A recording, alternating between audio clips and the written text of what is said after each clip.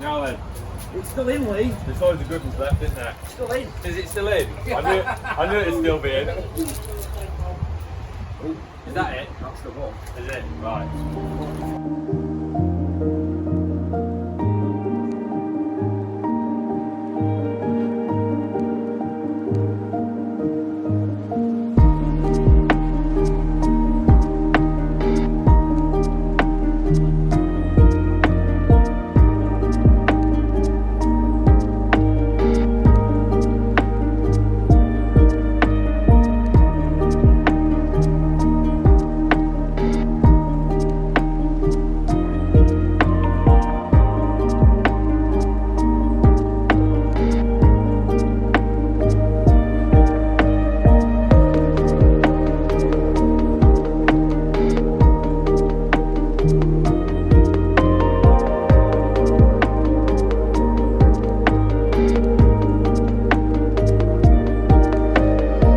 Here we go then. It's Feeder King at Southfield. An absolutely brilliant match. I love Feeder King. Fantastic event.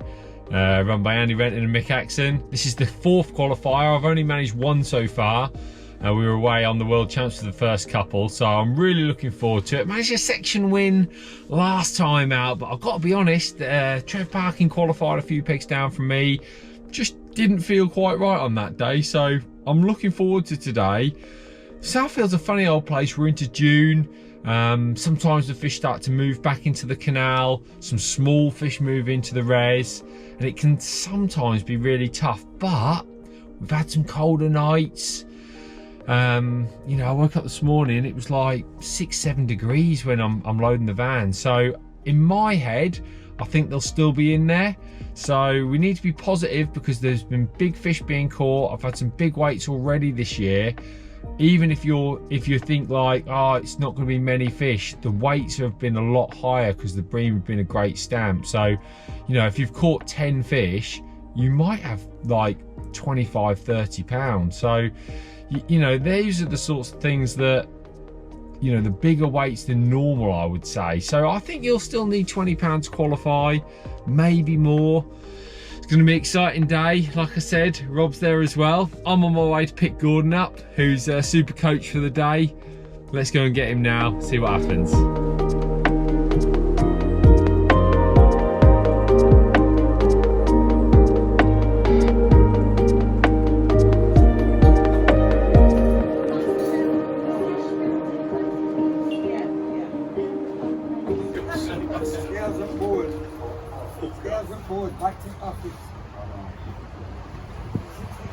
Well drawn, Neil. How are we? All right. Nobody. Oh, you've got nice crewman at a minute. 63. Now then. It's still in, Lee. There's always a good ones left, isn't there? It's still in. Is it still in? I knew it'd still be in. Is that it? That's the one. Is it? Right. 44. It's been a race area. 44. Not now. Lovely. 44. Well, you're up, mate. You won't want many of them through there. Come on, Gordon, get in the van. We're here, aren't we? Look at this. This is why we've come in the van. It is absolutely hammering it down. And at Southfield today, it is very windy in your face, isn't it, pal? Very windy. Just a tad. It's windy in your face, and there was this dark patch coming over the top, and it was like, oh dear, we're going to get drowned. But look at that. As quick as it's come, Yeah. it's gone. There's So a bit of blue sky. there's a bit of blue sky. So we're on peg 44. We'll go and have a look at the peg in a minute. We've just about set our gear up, but it's going to be really tricky because that wind's really strong today, like smashing into the bank. I don't really remember how that affects the fishing. I'm like a little bit, I'm not sure.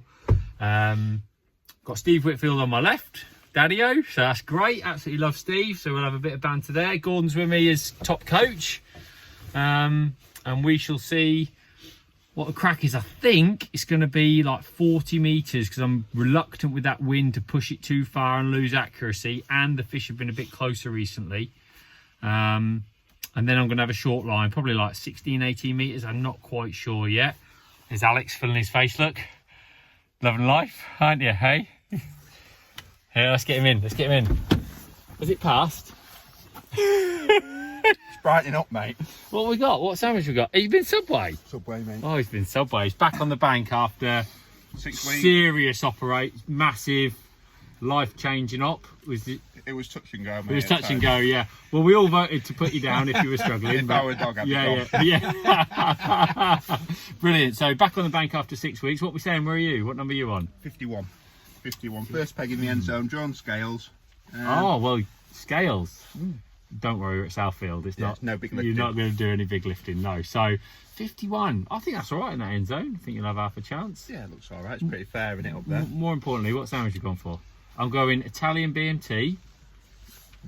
I'm not sure your sauce. Teriyaki, is it, or something like Barbecue. that? Barbecue. All right, barbecue. Looks absolutely fantastic. I was a bit posh there, teriyaki, weren't I? Yeah. Very poor. No. All right, well, we'll go. Now it's stopped raining. Has it passed? Are we saying it's You're passed? safe, I think. Brilliant, we're safe. Back out. You have got a great chance of winning the gear that I use when I'm feeder fishing. I want to show you what is involved in this latest prize. To be honest, it's absolutely fantastic. First of all, the rods. Now, when I'm fishing any sort of skimmer and bream venue, even on commercial venues, my favourite rod is the Ascension, the 11.4 Ascension. It is quite simply an incredible rod. The action is just what I want from a feeder rod, soft at the top, firm at the bottom. It's a perfect tool for doing everything you need. There is 2 of these to win, and to go along with that, we've got the Centris SD reels, the brand new Centris reels. These are the best reels that Preston Innovations do. An incredible reel, new foldable handle, speed drag, incredible power. It's a brilliant, brilliant piece of kit. So pair 2 of those up with 2 11.4 Ascensions, you are going to be onto a winner. But not just that. If you want to get out feeder fishing and use the kit that I use, I've also chucked in for you a selection of feeders. The 2 main feeders that I've been using recently have been the Hex Mesh feeders. These brilliant rockets come in all different sizes and weights. I'll chuck some of those in as well. And we've got the Winder feeders in the cage. These 2 styles of feeders are what I've been using for catching some brilliant weights at places like Southfield Reservoir, Carmill Dam, Barston Lakes, anywhere where there's a chance of bream and skimmers. These feeders are not going to let you down, so you've got those involved. Personally, I'm a massive fan of using braid when I'm out skimmer and bream fishing, so you'll get 2 spools of 012 to put on your reel so you can go out there and do it for yourself. And to finish it off, the hooks I've been using at Southfield, I love a 6-inch hook length on the end of my fluorocarbon boom. I've been using the pre-tied N20s in 12s and 14s, so I'm going to put some of those in for you as well. Basically, you win this prize, there is absolutely no excuse to get out feeder fishing because, quite frankly, it's an incredible set of gear. So how have you got the chance to win all this amazing stuff? Quite simply, head over to the website www.cuttingedgecomps.co.uk. There'll be a link below. All you've got to do is click on that, go on the website, and you can enter this brilliant competition. Another day in the great British summer.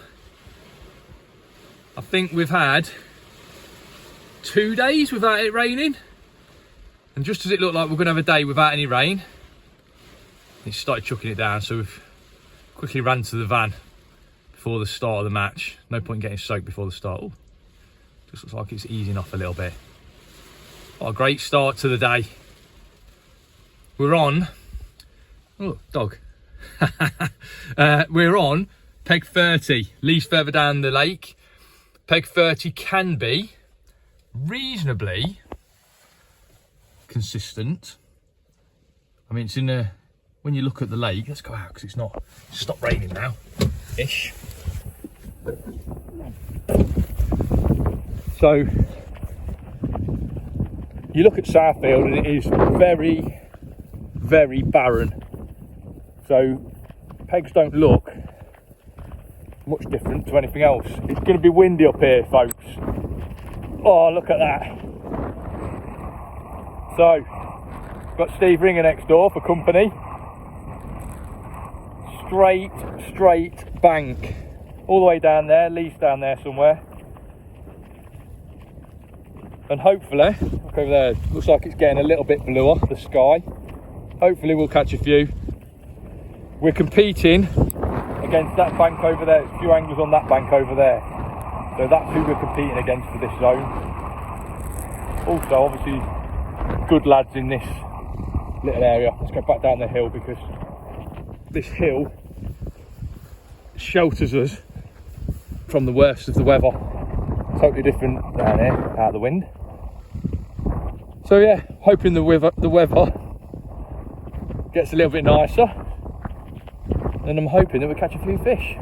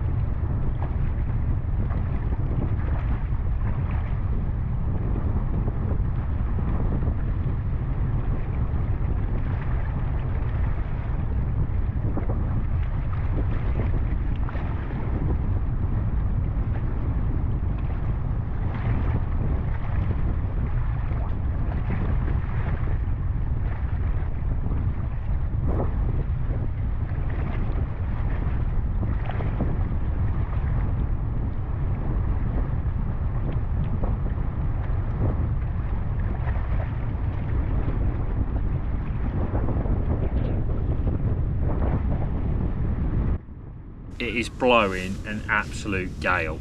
It was just one of those days where the forecast for the wind was like 15 to 20 mile an hour westerly. Now at Southfield, most of the pegs, the majority of the pegs are on the east bank, so the wind literally, when it's a westerly, which is obviously quite often, blows at you. And because it's so open and exposed, the 15-20 mile an hour wind is proper. Big waves smashing over the top. It's really hard to keep your feeder nice and accurate. One thing I will say is when the winds actually bang at you, at least your feeder doesn't drift off course. But what was happening a lot for me was the wind, well, for everybody, the wind would go very slightly left, so it'd be coming in from the left, then it'd go very slightly right, coming in from the right. So every time you had to cast out, you almost had to like look and think, right, what am I going to do? Which way am I going to? I've got to put it a little bit more left or right, because as it turned out, and this was sort of the story, the main story of the day, was felt like trying to be really accurate with your bait was very important. Now, I wanted to do this for you on the bank while we were fishing, but it's obviously way too windy. You just wouldn't have been able to hear me at all. So I'm going to tell you a little bit about my setup and my day. When I go to Southfield, I don't like to complicate it. I tend to take 3 baits with me. First of all, I take usually nearly a pint of maggots. I like live maggots. It's going to sound really strange. So I literally put them in one of these to go, and by the time I open them up, they all come round squiggling. I like the live maggots. I feel like they give me something a little bit different, a little bit of activity. I love them as a hook bait. So sometimes I'll put 3, 4, 5 maggots in my feeder. Just for something a little bit different. I've just found like dead maggots and casters, it's very silty. I almost want the live maggots to work on that cast, and then if they don't, just sort of dig your way into the silt and go. Don't really want to build up lots of like dead maggots and casters in my peg. That's what I've found. So I like to take some red and fluoro maggots with me. I've got some chopped worms there on my side tray. I always bring a kilo of dendrobinas. Usually take a big handful out for like hook bait, and then the other probably 3/4 of a kilo are there for a feeding option. On the best days you might feed them all, and on days like it was this week you're not going to get close. And then some red worms. Eddie Bryden, great friend of mine, was very kind enough to help me with some red worms this time, so that was great. Eddie, thank you very much. Red worms have been an unbelievable bait at Southfield for many years, and it's no different at the moment. 1 or 2 bits of red worm, 2 red worms, 3 red worms, tiny bits of red worm. You've got loads of different bait options there, and you can play around. I think they're soft, I think they're really squiggly, which is what got me thinking about the live maggots. Live maggots are definitely better than dead maggots on the hook, so I think you want active baits, in my opinion, to try and sort of almost, the fish can't see anything down there, it's far too coloured with the waves and what have you, so it gives you a chance then to find out. So then I've got my ground bait. Now I've been using the marine green, got some here, fantastic mix. It's not a stupidly powerful fish meal, but it is a slightly stronger fish meal, which I like at this time of year. Not feeding loads of ground bait, but it's a ground bait that I've got a lot of confidence in through the testing, and I've always wanted that sort of stronger fishy element. I think when stronger ground bait started to work there, I thought, right, I need to have a little look, need to have a little change, which is one of the reasons this marine green came about. It's relatively coarse as well, it's not a dead fine ground bait, which I like.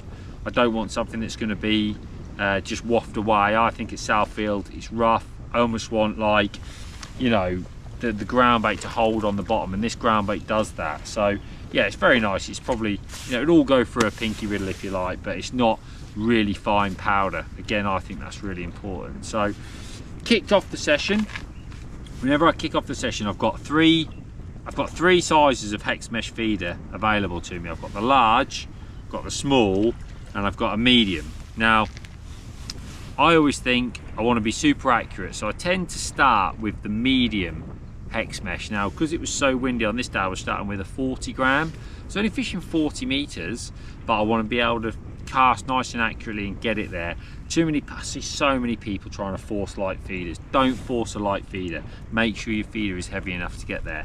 But after, like, I think I put one in, literally one there, and then I got the biggest hex mesh and I put it in probably 7 or 8 times short at 18 meters, just with mainly ground bait, about 20 dead live maggots and like a flick of worms. Didn't intend on going on it for a while, so that's why I didn't put loads of bait out long. And then I started fishing with the small hex mesh, and in that I was putting like a thumbnail of worm and then like 3 or 4 maggots, and then just the ground bait itself. And to be honest, it was absolutely woeful for ages. I think like it took me 2 hours to catch a fish, and maybe an hour and a half, apart from the perch that I'd had a bream about 2.5 pound. I noticed Steve Whitfield had 2 on my left, about 4 or 5 pegs down. There'd been a lad with 2, and it felt like it was anyone's day. You know, it's like, oh, it could be anyone's day, but like, you've got one, it's taking you ages just to catch one. So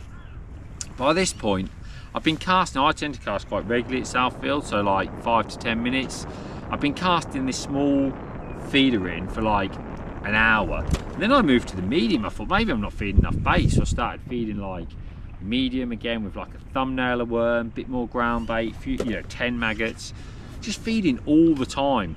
And after like 2 hours, I thought, what am I doing?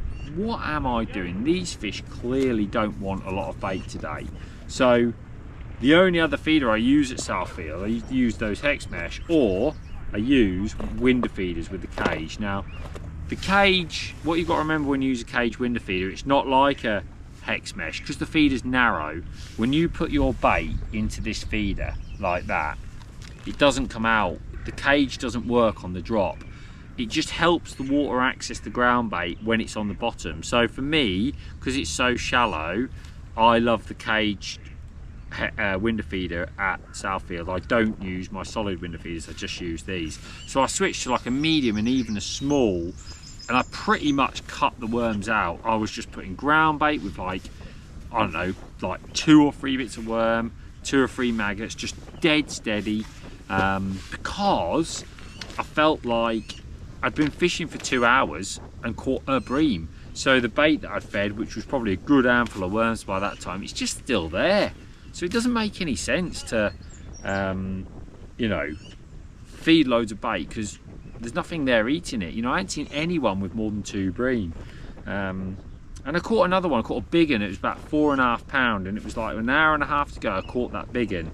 All of a sudden, I'm back in the race. 7 pounds winning the zone.